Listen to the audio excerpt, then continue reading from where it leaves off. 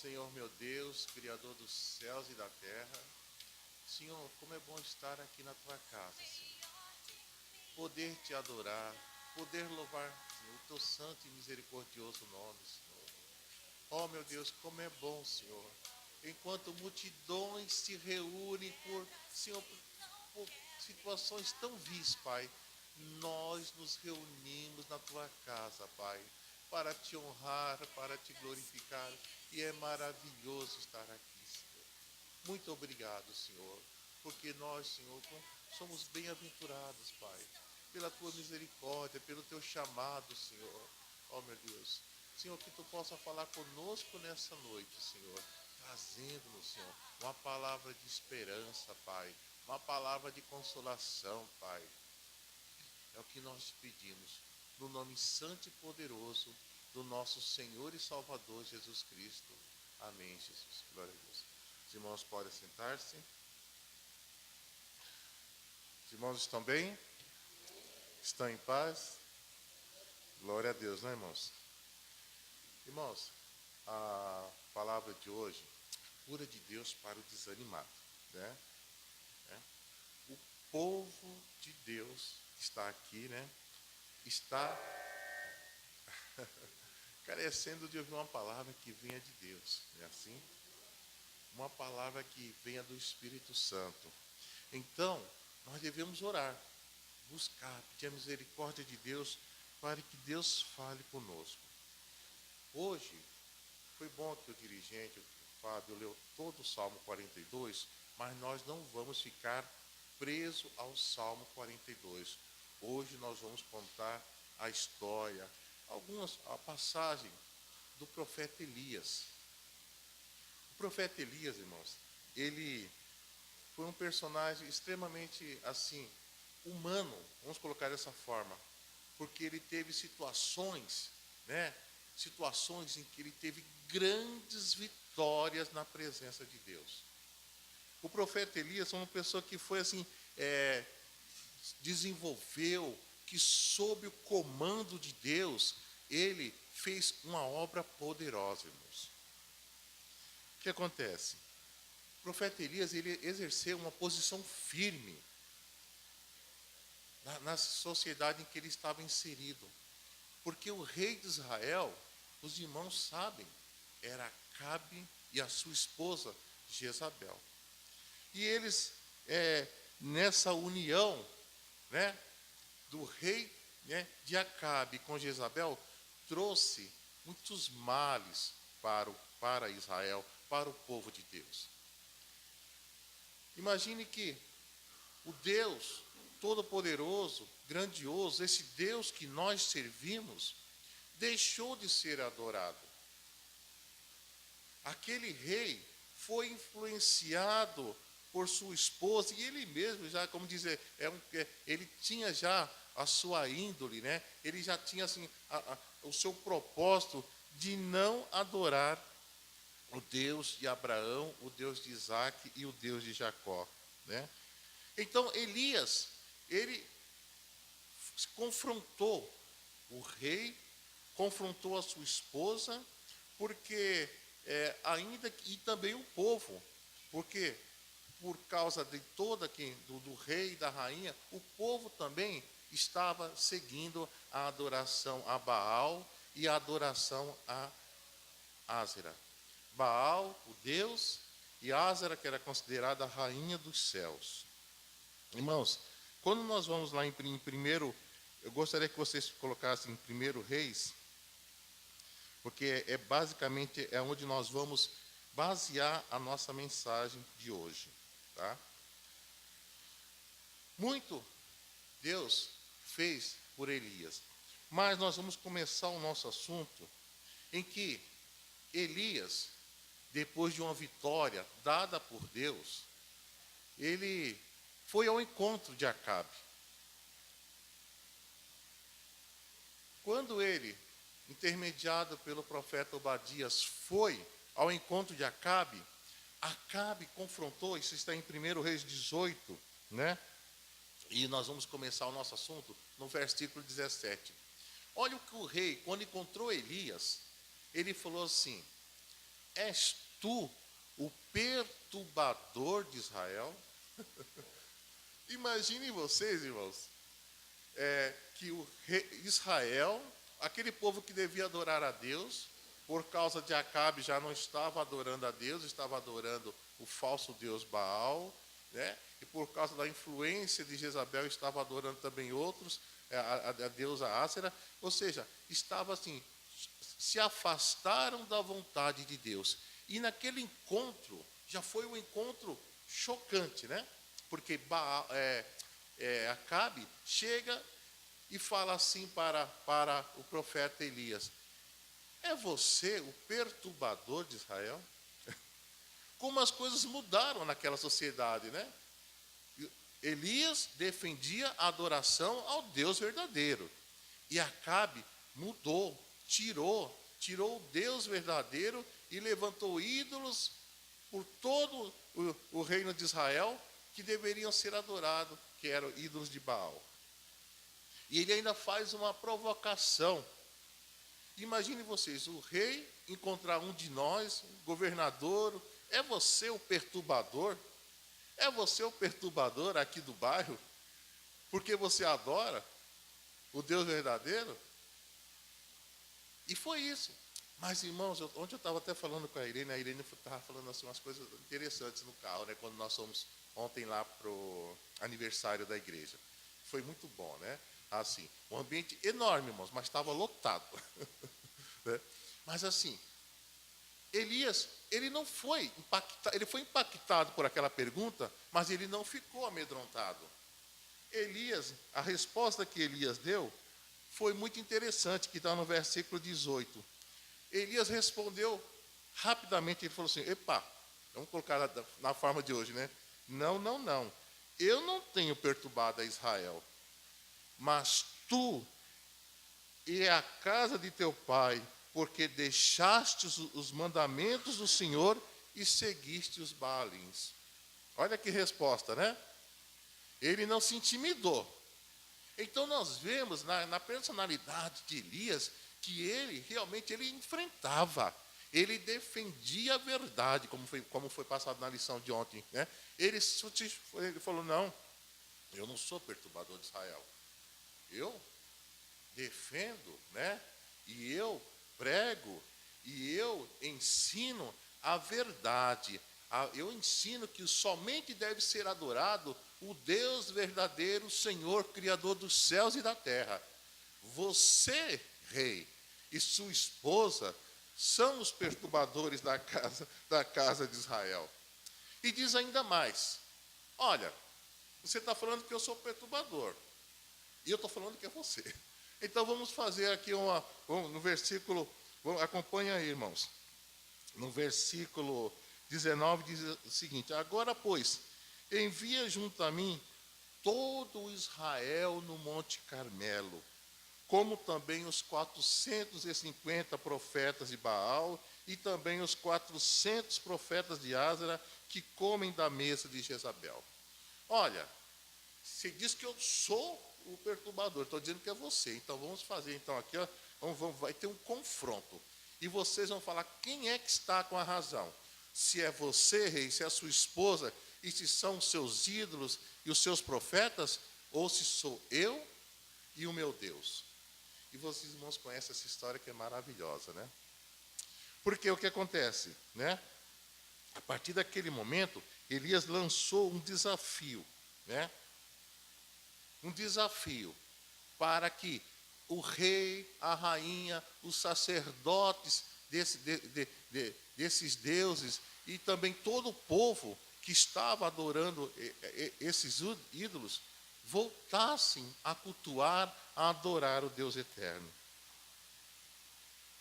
Reuniram-se no Monte Carmelo, foi colocado um altar, foi colocado um sacrifício e vocês podem começar primeiro, vocês podem buscar o seu Deus. Se o seu Deus mandar fogo do céu e consumir esse holocausto, o seu Deus é verdadeiro. E eles começaram. Os irmãos conhecem essa história que eles começaram, eles clamaram, eles buscaram, e Deus não permitiu também, irmãos, a ação do inimigo para iludir o povo, não é assim? Porque Satanás poderia também fazer as mágicas dele, não é assim, irmãos? Poderia inventar, fantasiar. Não, mas Deus não permitiu. Porque Baal, Asra, são deuses, o quê? Humanos. São deuses criados, né?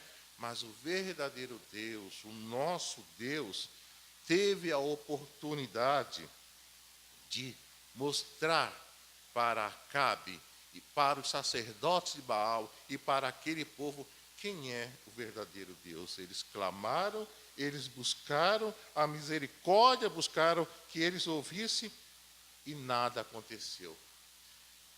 Mas aquele que foi chamado o perturbador, né? Perturbador de Israel, ele clamou, ele buscou. Sabe o Deus que ele buscou, irmãos? O meu Deus e o teu Deus. Glória a Deus. Amém? Foi esse Deus pelo qual nós estamos reunidos aqui, foi aquele que foi invocado por Elias. Ó Senhor, Deus de Abraão, Deus de Isaque, Deus de Israel, glória a Deus. Manifeste agora perante este rei, mediante esses profetas aí, esses sacerdotes que estão aí, manifesta e prova que somente tu és Deus em Israel. Oh, glória a Deus. E veio fogo do céu, glória a Deus, e consumiu o holocausto, não é assim? E o povo, aquele povo que estava sendo guiado pelo mal, que estava sendo conduzido pelo pecado, o que ele fez? Clamou em alta voz, algo que não faziam há muito tempo, porque eles só adoravam, só cultuavam quem? O Deus que foi implantado pela política, né? Sim, vamos colocar dessa forma, pelo rei, e eles foram levados, né? Pela propaganda estatal, vamos colocar dessa forma, e cultuaram. Mas naquele momento, quando caiu fogo do céu e consumiu o holocausto, o povo começou a gritar: só o Senhor é Deus, glória a Deus. Só o Senhor é Deus, glória a Deus. E foi uma vitória maravilhosa, irmãos, né? Aquele que de cara foi impactado com uma acusação, você é perturbador, mostrou que ele não era perturbador, mostrou que ele servia o Deus verdadeiro, o Senhor Criador dos céus e da terra. É por isso, irmãos, quando nos difamarem, é por isso quando nos pressionarem, quando ficarem lançando pressão, né, discórdia, falando que nós adoramos um Deus falso, nós podemos dizer: o meu Deus é o Deus de Abraão, o Deus de Isaque, o Deus de Jacó. O meu Deus é soberano, o Criador dos céus e da terra. O meu Deus me salvou por intermédio do nosso Senhor e Salvador Jesus Cristo. O meu Deus, Ele veio a este mundo na pessoa do seu Filho e morreu por mim. Ele é o verdadeiro Deus, né? E nós fazemos o quê? Nós somos cidadãos desse rei. Mas, irmãos, vocês notam então que Elias, ele chegou num momento maravilhoso. Clamou e fogo caiu. Oh, glória a Deus. E os profetas de Baal foram mortos. Mas, irmãos, são os momentos da vida. Agora chegou um momento diferente. Quando estava ainda naquele auge da alegria da comemoração, chegou uma notícia para Elias, né? No versículo 19 diz o seguinte, olha, desculpe. No versículo 20 diz assim, então enviou Acabe os mensageiros a todos os filhos de Israel e ajuntar. Isso aqui nós já falamos, né? Vamos aqui, no 19, versículo 1. E Acabe, então, fez saber a Jezabel tudo quanto Elias havia feito, né? E como totalmente matara todos os profetas à espada. O rei contou para a sua esposa aquilo que ocorreu. E ela, irmãos, né? Ficou de olho. Então Jezabel mandou um mensageiro a Elias, dizer: assim me façam os deuses, e outro tanto, se de certo amanhã, a estas horas, não puser a tua vida como a um deles que tu mataste. Foi uma ameaça. Olha, ele foi, logo, vocês veem que realmente Elias estava numa luta, né? Porque logo no início, no versículo 17 do capítulo 18, o rei já falou assim, você é um perturbador. Mas ele não era. Ele era o servo do Deus Altíssimo. No capítulo 19, a esposa de Acabe ficou furiosa e falou assim, você vai morrer pelo que você fez. Mas, irmãos, é interessante que naquele momento impactou tão negativamente aquela ameaça dela, que o que ela fez? Que o que ele fez? Ele fugiu. Ele fugiu. Ele provou da grandeza, do poder, da majestade, da soberania de Deus. Ele viu cair fogo dos céus, mas ele foi impactado pela ameaça de Jezabel. Ele foi impactado, não é? Que ele jurou matar, ela jurou matá-lo e Elias fugiu, né? Fugiu tentando preservar a sua própria vida. Como são as coisas, né, irmão? Será que o Deus Todo-Poderoso, que mandou cair fogo dos céus, também não o livraria da ameaça daquela mulher? Mas, irmãos, o importante é nós entendermos, vermos assim, aqueles momentos maravilhosos em que Elias foi grandemente usado, e também nós vemos a fragilidade humana. Né? A gente vê a fragilidade humana, porque na Bíblia não existem super-homens. Não é assim? Existem pessoas como eu e como você. Pessoas que, muitas vezes, as circunstâncias, as coisas que nos acontecem, muitas vezes impactam negativamente na nossa vida. E uma ameaça de morte impactou para ele. E o que ele fez? Diz que no versículo 4, né, diz que ele fugiu. Né? E ele se foi ao deserto, caminhando um dia, e veio e se assentou debaixo de um zimbro. E pediu em seu ânimo a morte e disse, já basta, ó Senhor, toma agora a minha vida, pois não sou melhor que meus pais. Então ele saiu daquele momento muito grande, ele viu a ameaça dela, saiu, fugiu para o deserto, né? E ficou lá o quê? Andou, fugiu para bem longe e ficou debaixo de uma árvore que ele encontrou lá, e exausto, irmãos. Exausto, parece que ele perdeu a fé naquele momento, parece que ele perdeu a realidade, né? Ele perdeu a esperança, parece que ele disse assim, olha, agora já não me resta mais saída. Eu não quero, não dá mais, eu estou cansado, eu estou exausto, eu estou desanimado, o desânimo é tanto, olha, eu tive que fugir. Basta, ó Senhor. E diz que ele pediu agora, né, pela sua própria vida, assim, ó, eu não quero mais viver. Chega, estou cansado, né? Mas, irmão, se tem uma oração que Deus nunca vai ouvir, essa oração. Essa é uma oração, isso é um pedido que não adianta fazer, viu, igreja? Não adianta fazer. Deus queira que ninguém faça, né? Sabe por quê? Deus nunca vai concordar com você, se você pedir uma coisa dessa. Da mesma forma que ele não concordou com Elias, né?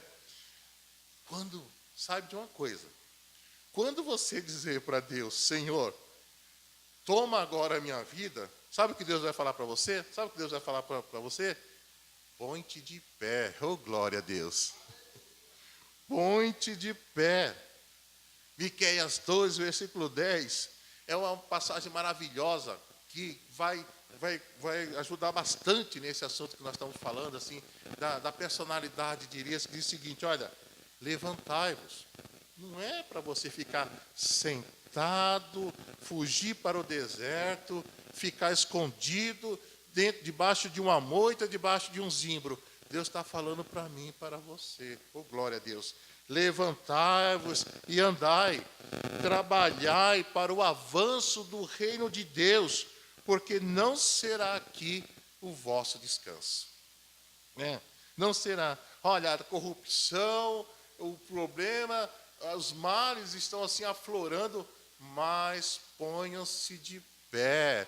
não fiquem prostrados. Confiem em Deus, né? Confiem em Deus, porque Deus está no comando da nossa vida. Glória a Deus. Ele ficou prostrado debaixo de um zimbro, andou no deserto, estava com sono, com fome, cansado, exausto, temendo por sua vida. Mas, irmãos, oh glória a Deus. É nesse momento que Deus realmente ele nos tira da tristeza, da angústia, da depressão e fala: filho, fique em pé, não fica escondido não. Eu vou falar com você, glória a Deus. Põe-te em pé e falarei contigo. Irmãos, eu estava lendo um livro que fala assim, né? Os cuidados de Deus para os problemas da vida. E ele nos fala assim, como é que no reino animal, como é que as coisas acontecem. Por exemplo, como é que quando uma gata tem os filhotes, como é que ela transporta os filhotes? É pela nuca, né? Dá uma dó dos gatinhos, tadinho. A gente pensa até que vai machucar, né? Porque ela põe a boca assim, leva pela nuca, né? E transporta. Os irmãos já viram? Que dó que dá. Né? E os macaquinhos, como é que eles vão? Eles vão tudo assim, né? Grudado na mãe, a mãe pula da árvore e eles estão lá grudados junto da mãe, né?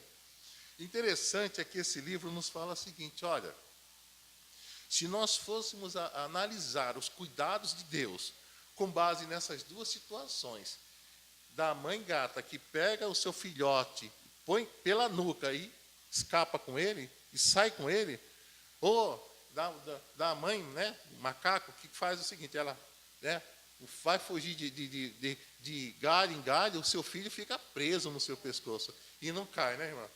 Eu nunca vi um macaco cair. Mas o que acontece, irmãos? Né? Nessa situação, é o que Deus faz com a gente. Tem hora, aí o livro nos fala uma coisa interessante, tem hora que Deus faz assim, ó, Deus nos tira de um lugar e nos transporta para outro, glória a Deus. É um exemplo de como Deus faz conosco. E diz que o gatinho não quer, né? Mas a mãe pega e leva. Não é assim? É o que Deus faz com nós. E diz também que tem momentos que nós estamos assim, tão apegados a Deus, que nós nos agarramos a Deus e Deus também se agarra a nós, glória a Deus, né? Então, é um exemplo no reino animal, mas como Deus faz com nós. E chega o momento em que nós estamos tão próximos a Deus, e Deus está tão próximo a nós, pelo seu cuidado, pelo seu carinho, que já existe uma grande parceria nossa para com Deus. E Deus não nos deixa prostrado no caminho. Ele nos tira do lugar ruim, Ele nos transporta para lugares melhores. Glória a Deus. Irmãos, em 1 Reis 19, 4, né, nos diz o seguinte, né? Que ele foi, pediu pela sua vida, mas não foi isso que Deus fez. Deus fez o quê? Deus, no versículo 5, diz o seguinte, que ele deitou, dormiu debaixo de um zimbro, e então um anjo o tocou e lhe disse: levanta-te e come. Glória a Deus, né? É o cuidado de Deus para com o seu povo, né? Sabe por quê? Porque eu vou tirar você daí. Lembre-se do gato, hein? Eu vou tirar você. Você não tem que ficar escondido da moita, não. Eu vou tirar você daí. E olhou, no versículo 6, e eis que a sua cabeceira estava um pão cozido sobre as brasas, e uma botija de água, e comeu e bebeu, e tornou a deitar-se. Glória a Deus. Irmãos, Deus é maravilhoso, né? Deus vê a necessidade básica e supre, né? Às vezes, quando nós aqui oramos, irmãos, no momento da oferta, nós oramos por isso. Porque, irmãos, quanto Deus tem nos abençoado, quanto Deus tem nos guardado, irmãos. Nós olhamos para... Lembre-se, agora volta o seu pensamento para a sua casa. A despensa não está boa? Não está cheia? Oh, glória a Deus, né? Elias não tinha nada na casa dele, nem casa tinha. Mas Deus mandou lá a provisão que ele precisava. Glória a Deus, né? Glória a Deus, né? E o anjo do Senhor, no versículo 7, tornou segunda vez e tocou e disse. Disse ordem do anjo? Não, ordem do Deus eterno. Levanta-te e come, porque muito comprido te será o caminho. Ou seja, você vai comigo, né? Você não vai ficar prostrado aí, lamentando a sua vida, com medo daquela adoradora, do falso Deus, de Baal e de Acera. Não, não, você não vai ficar lá não. Ao contrário, olha, você vai até Horebe. Irmãos, ir até Horebe é ir até onde Deus está. Quando Deus nos tira do lugar, Deus nos manda para um lugar onde a pessoa vai ser abençoada. Onde a pessoa vai receber o que é a revelação. Moisés foi para Horebe, não foi? Lá no Monte Horebe, a sarça ardia. Oh, glória a Deus, né? Aquela sarça que não se consumia, aquele arbusto que não se consumia. E lá, Moisés teve um encontro, glória a Deus, com Deus. Foi lá também em Horebe, para onde Elias foi, que a água que sai da rocha e mata a sede do povo de Deus, lá no Horebe. E foi lá também, né, lá na região do Sinai, também onde fica o Monte Horebe, que foi dado os 10 mandamentos de Deus. E Deus visitou a Elias no Monte Horebe, né? E essa presença foi maravilhosa, irmãos. Porque Deus mandou vários elementos da natureza, né? E entrou Elias, olha, no versículo 8, levantou, pôs e comeu e bebeu, e com a força daquela comida caminhou 40 dias e 40 noites, até Horebe, o monte de Deus. E ali entrou numa caverna e passou ali a noite. Ficou lá nessa caverna. Sob o efeito do quê? Do alimento que teve dos anjos, né? Que Deus mandou para ele. E eis que a palavra do Senhor veio a ele e lhe disse, que fazes aqui, Elias? Olha aqui, mais um questionamento de Deus. Que fazes aqui, Elias? E ele disse, Senhor, ele começou a se questionar, né? Tenho sido muito zeloso pelo Senhor, pelo Deus dos exércitos, porque os filhos de Deus deixaram o teu concerto, derribaram os teus altares, mataram os teus profetas, a espada, e eu fiquei só, e buscam a minha vida para me tirarem.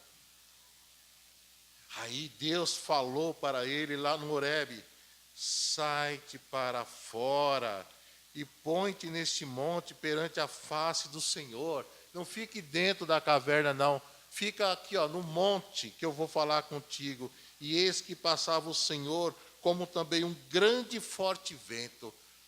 Vento forte, um vento grande, um vento tremendo, que fendia os montes e quebrava as penhas diante da face do Senhor. Porém, o Senhor não estava nesse vento. Não era na força do vento que Deus estava. E depois do vento, um terremoto, né, que abalou aquele lugar, mas Deus também não estava no terremoto.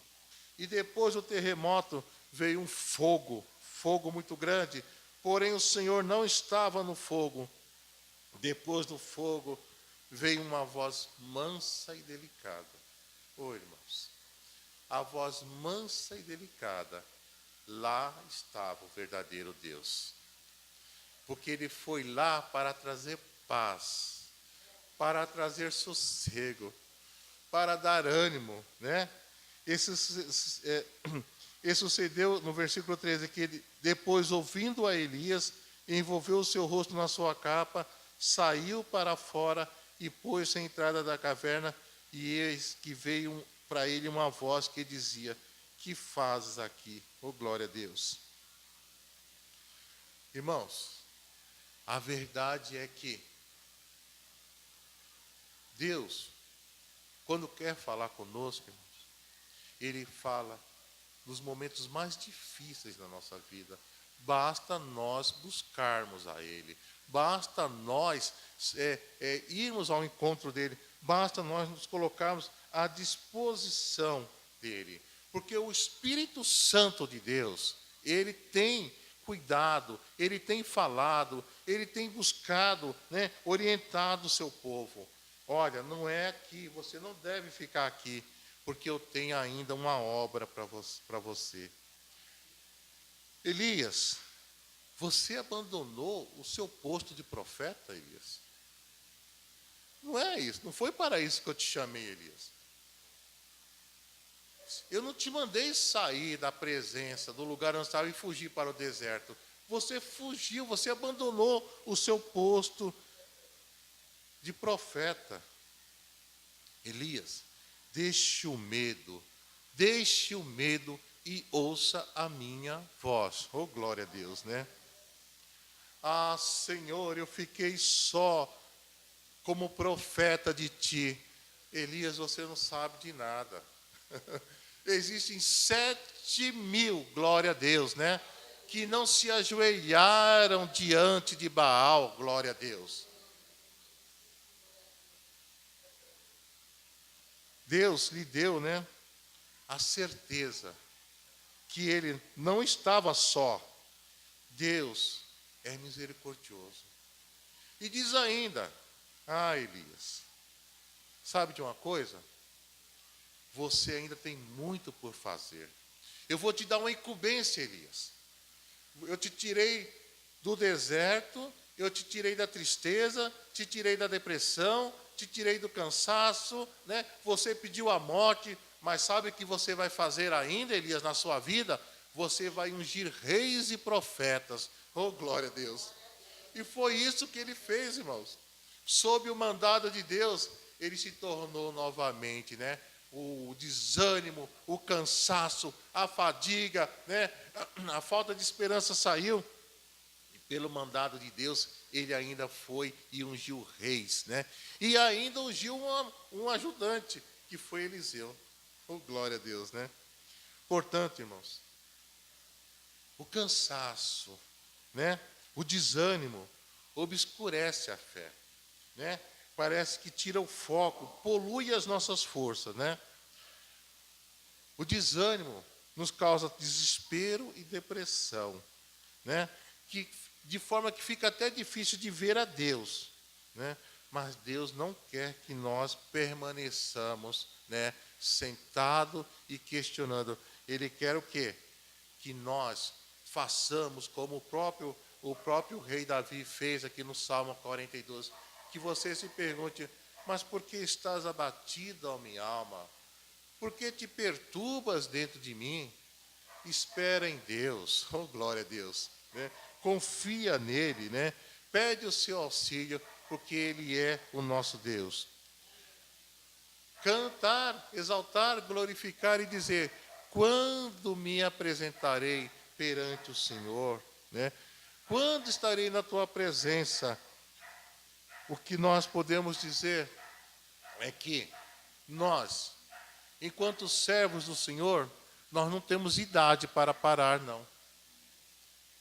Nós não temos idade para começar também. Desde criança, a criança está lá, fazendo a obra do Senhor. Até o mais ancião, né? A idade que for, não adianta pedir que é hora de parar, não, porque Deus vai comissionar. Deus vai dar hora, Deus vai dar incumbências, não é assim? Irmãos, para nós deixarmos o desânimo, nós temos que manter vivo o nosso contato com Deus. Para nós deixarmos o desânimo, nós temos que termos o quê? A lembrança de tudo que Deus fez por nós, não é assim? E de tudo que Deus fez por intermédio de nós, não é assim? Que Deus nos usou, nós não somos vasos do Senhor, né? Nós assim, parem para pensar, quantos que passaram, estavam ombro a ombro conosco e desanimaram, e pararam. Não é porque dormiram no Senhor, é que simplesmente pararam. Oh, irmãos, isso não é motivo, né? É até triste, né? Não é motivo de nós agradecermos a Deus. Nós lamentamos por aqueles que pararam, mas nós levantamos as nossas mãos para os céus e agradecemos porque nós continuamos firmes, nessa jornada até a vinda do Senhor Jesus Cristo. Glória a Deus. Lembre-se sempre dos bons momentos que vocês passaram com Deus, né? Eu estava ouvindo esse caso da escola que teve aí em Suzano. Irmãos, quantas coisas horríveis acontecem dentro de uma escola, né? A gente sofre tanto bullying, a gente sofre tantos problemas, tanta dificuldade, mas, irmãos, graças a Deus, o Senhor nos deu equilíbrio, forças para vencer tudo aquilo, e nós, glória a Deus, né? Avançamos, fizemos, né, o ensino médio, a faculdade, teologia, e agora estamos aqui exaltando e glorificando o nome do Deus Todo-Poderoso. Dizer, Senhor, não dá mais, basta, não adianta. Dizer ao contrário, Senhor, eu quero ser usado por Ti. Coloque-se em pé.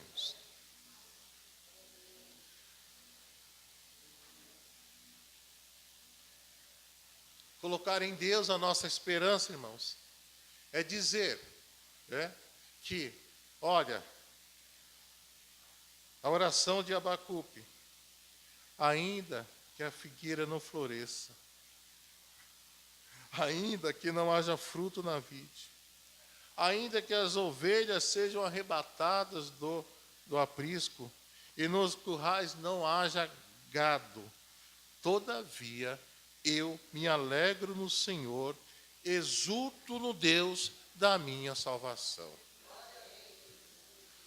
Eu só vejo, irmãos, eu não vejo motivos, eu tenho certeza que os irmãos também não veem, quando nós analisamos a vida de Elias, que Deus não queria que ele ficasse lá. Deus o trouxe para a ativa e lhe deu uma incumbência maior ainda, glória a Deus.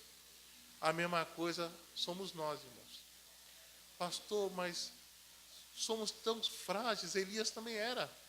Mas Deus fez coisas maravilhosas por intermédio de Elias. Pastor, mas será que eu ainda tenho tempo, saúde, idade para Deus fazer coisas maravilhosas por meu intermédio? Tem, porque o teu Deus é que te fortalece, glória a Deus. Tenho certeza disso, irmãos. Deus o abençoe e que o Espírito Santo aumente, conserve, né, e esclareça no seu coração que você, glória a Deus, foi chamado para quê? Para colocar-se de pé e para trabalhar com ânimo, com alegria para o Deus Todo-Poderoso, o Deus verdadeiro, que nós não somos perturbadores de Israel, nós somos adoradores do Deus verdadeiro, glória a Deus, amém? Nós vamos orar então, irmãos, pedindo para que Deus tire de nós todo cansaço, todo desânimo, tudo aquilo que nos afasta, né, a nossa comunhão. E que Deus nos abençoe e que nós busquemos ânimo para continuar firmes, trabalhando na obra do Senhor e colocando a nossa vida à disposição do Senhor para avançar, para conquistar, para fazer, né, a obra que o Deus Todo-Poderoso nos comissionar. Amém? Vamos fazer essa oração?